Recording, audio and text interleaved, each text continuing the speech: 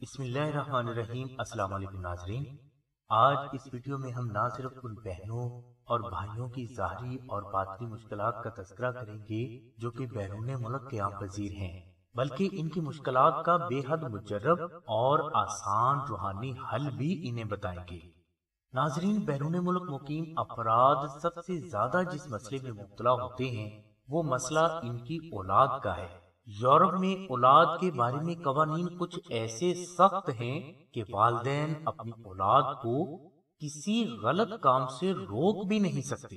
اگر روکتے ہیں یا ڈانٹتے ہیں تو وہ لڑکا یا لڑکی حکومت کو شکایت کر دیتے ہیں، تو ایسی صورت میں حکومت اس لڑکے یا لڑکی کو رہنے کے لیے گھر اور ماہانہ خرچہ دینا شروع کر دیتی ہے، جس سے یہ لڑکا یا لڑکی جنم دینے والے والدین کو نہیں بلکہ حکومت ہی کو اپنا سب کچھ سمجھنے لگتے ہیں۔ اللہ تبارک و تعالیٰ کی ذات معاف فرمائے، ہم نے ان ممالک میں والدین کی ڈانٹ پر بچوں کو اپنے والدین کو گرفتار کرواتے ہوئے بھی دیکھا ہے۔ ہمارے پاکستان یا انڈیا میں اولاد تا زندگی اپنے والدین سے ڈرتی ہے اور اولاد کی جرت نہیں کہ والدین کی ڈانٹ پر والدین کے سامنے نظریں بھی اٹھا لیں، مگر ان یورپی ممالک میں ایسا نہیں۔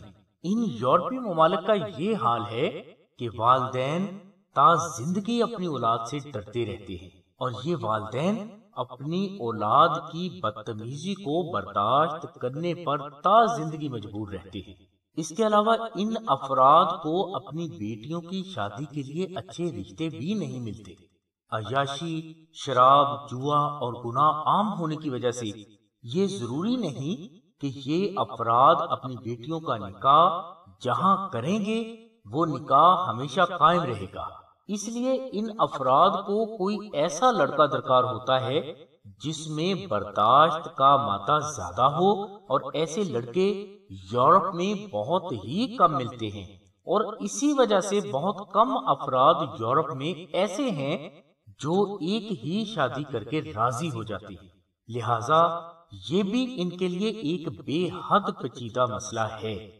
اس کے علاوہ یہ لوگ گردوں کے امراض، دل کے امراض، بلڈ پریشر، شوگر اور ڈپریشن کے مرض میں ہمیشہ مبتلا رہتے ہیں، اور 90% افراد ایسے ہیں جو اپنی بیماریوں کو کنٹرول کرنے کے لیے تا زندگی ادویات استعمال کرنے پر مجبور ہوتے ہیں۔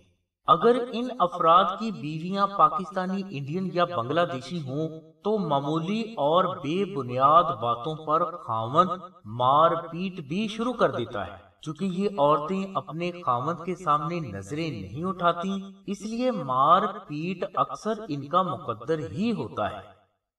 ناظرین، سایہ، اسیب، جادو اور برے تعویذات کا مسئلہ بھی ان ممالک میں عام ہے، کیونکہ یہ لوگ اپنے دشمن کو نقصان پہنچانے کے لیے کسی بھی حد تک جا سکتے ہیں۔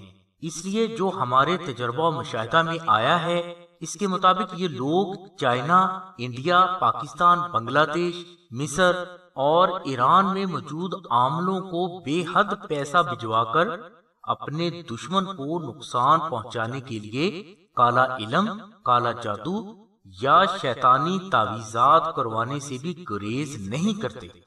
ناظرین، یہ وہ چیدہ مسائل ہیں جن میں بیرون ملک مقیم نہ صرف پاکستانی یا انڈین افراد مبتلا رہتے ہیں بلکہ تقریباً ہر فرد ہی ایسے معاملات کا شکار ہے، اور ایسے ہی افراد اپنے مسائل کے روحانی حل کے لیے ہم سے اکثر چاندی کی لوح اسم اعظم کی ریکویسٹ کرتے ہیں، جو کہ بائی ہینڈ تو ہم کسی بھی ملک بھجوا سکتے ہیں، مگر کوریئر کے ذریعے ہم کسی بھی ملک میں چاندی کی لوح اسم اعظم نہیں بھجوا سکتے۔ اب سوال یہ پیدا ہوتا ہے کہ یہ بیرون ملک مقیم افراد اپنے مسائل کا روحانی حل لوح اسم اعظم کے ذریعے نہ کریں تو پھر کس طرح کریں؟ اس مسئلے کے حل کے لیے بزرگوں نے بیرون ملک مقیم افراد کے لیے نقش نور اعظم تیار فرمایا ہے، جو فضائل اور فوائد و برکات میں بے حد افضل اور بجلی کی کڑک سے بھی زیادہ تیزی سے کام کرتا ہے۔ یہ نقش لوح اسم اعظم سے بھی زیادہ محنت سے تیار ہوتا ہے، اور اس پر کی جانے والی پڑھائی لوح اسم اعظم کی نسبت بہت زیادہ ہے۔ ناظرین، نقش نور اعظم رمضان شریف کے ایسے آخری جمعہ کو تیار کیا جاتا ہے جو کہ طاق ہو، اور یہ ضروری نہیں کہ رمضان شریف میں ہر آنے والا آخری جمعہ طاق ہو۔ رمضان شریف کا آخری طاق جمعہ ہی اس نقش کو تیار کرنے کا مخصوص ٹائم ہے، جو 2 سال کے بعد آئے یا 5 سال کے بعد۔ اس کے علاوہ نقش نور اعظم کے روحانی فیض کو حاصل کرنے کے لیے اسے کسی بھی دوسرے دن تیار نہیں کیا جا سکتا۔ ناظرین، نقش نور اعظم تیار کرنے کے لیے سلسلے کے 500 بے حد متقی اور پرہیزگار افراد یکم رمضان المبارک کو حالت روزہ اور حالت اعتکاف میں رات دن درود ابراہیمی اور سورہ یاسین کی تلاوت کرتے ہیں۔ اس دوران بے حد کم سویا جاتا ہے اور کم کھایا جاتا ہے۔ دوران عمل ان 500 افراد میں سے ہر فرد روزانہ 100 نفل بھی ادا کرتے ہیں، اور ان نوافل میں بعد از الحمد شریف 50 مرتبہ سورہ اخلاص پڑھی جاتی ہے۔ ناظرین، یہ عمل کرنے والے افراد دوران عمل صرف بھنے ہوئے چنے، دودھ اور کچی سبزیاں ہی کھا سکتے ہیں۔ سالن، روٹی، چائے اور کوئی بھی دوسری چیز یکم رمضان سے آخری روزے تک استعمال نہیں کی جاتی۔ دوران عمل بہت کم کھانے کی وجہ سے یہ افراد کافی کمزور ہو جاتے ہیں، حتیٰ کہ رمضان شریف کے آخری جمعہ میں ان کی کمزوری کا یہ حال ہو جاتا ہے کہ جس کاغذ پر نقش نور اعظم تیار کیا جاتا ہے وہ کاغذ اٹھانے سے بھی ان کا وجود کانپتا ہے۔ ناظرین، اس بات سے آپ یہ اندازہ کر سکتے ہیں کہ یہ نقش کتنی مشکلات سے تیار کیے جاتے ہیں، اور یاد رہے کہ نقش نور اعظم کی فضیلتوں کی کوئی بھی حد نہیں جو کہ بیان کی جا سکے۔ ناظرین، نقش نور اعظم چونکہ خالص مشک، عنبر اور زعفران سے مخصوص کاغذ پر تحریر کیا جاتا ہے، جو کہ مہنگی خوشبوئیں ہیں، اس لیے اس کا ہدیہ 2500 روپے مقرر کیا گیا ہے۔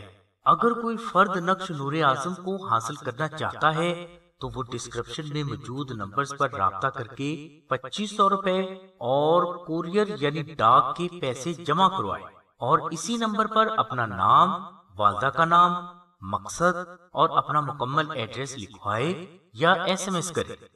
انشاءاللہ بیرون ملک 5 سے 7 دن تک نقش نور اعظم آپ کو آپ کے مطلوبہ ایڈریس پر پہنچا دیا جائے گا۔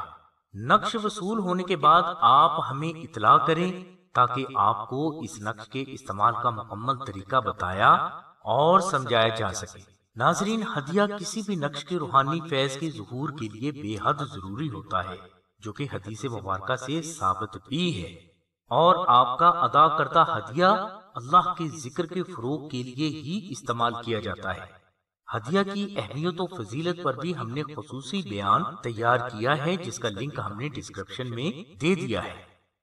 ناظرین، ہم نے اپنی ویڈیو میں آپ کو یہ بتایا ہے کہ نقش نور اعظم کو تیار کرنے کے لیے ہمیں کن کن مشکلات کا سامنا کرنا پڑتا ہے، اور ان مشکلات کو برداشت کرنے کے پیچھے ہمارا ایک مقصد ہے، اور وہ مقصد یہ ہے کہ ہم لوگوں کے دلوں میں اللہ کے ذکر کی ایسی محبت بھر دیں کہ ہماری ہر سانس اللہ کے ذکر سے چلے، اور ہمارے دل حضور نبی کرم صلی اللہ علیہ وسلم کی سچی محبت میں دھڑکے۔ اپنے اس مشن میں ہم اللہ تبارک و تعالیٰ کی رحمت سے کافی کامیاب بھی ہوئے ہیں، اور قرآنی نقوش کے ہدیات بھی اسی لیے ضروری قرار دیے گئے ہیں تاکہ اللہ کا یہ کام مالی کمزوری کی وجہ سے نہ رکے۔ اس لیے آپ سے ریکویسٹ کی جاتی ہے کہ جن نقوش کا ہدیہ ضروری قرار دیا گیا ہے وہ ضرور ادا کریں، کیونکہ یہی ہدیہ ہمارے روحانی نیٹ ورک پر لگتا ہے اور یہ نظام چلتا ہے۔ ہماری دعا ہے کہ اللہ تبارک و تعالیٰ کی ذات حضور نبی کرم صلی اللہ علیہ وسلم کے صدقے میں آپ کی سبھی نیک دعاؤں کو قبول فرمائے۔ آمین ثم آمین یا رب العالمین۔ الحمدللہ رب العالمین۔